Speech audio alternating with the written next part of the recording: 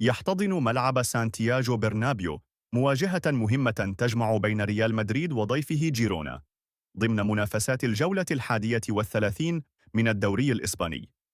الجمعة 10 من أبريل عام 2026. وتنطلق صافرة بداية المباراة في تمام الساعة 8 بتوقيت المغرب والجزائر، 9 بتوقيت مصر، 10 مساء بتوقيت السعودية، 11 مساء بتوقيت الإمارات. واستذاع المباراة عبر قناة بي إن سبورتس واحد بتعليق علي سعيد الكعبي. وكان الملكي قد خسر مواجهة مايوركا في الجولة الماضية، وترك برشلونة في الصدارة بفارق 7 نقاط كاملة، لذلك الفوز ضروريا على أمل سقوط النادي الكتالوني في الديربي. على الجانب الآخر يخوض جيرونا المباراة وهو في المركز الثاني عشر برصيد 37 نقطة، حصدها من 9 انتصارات و10 تعادلات مقابل 11 خسارة.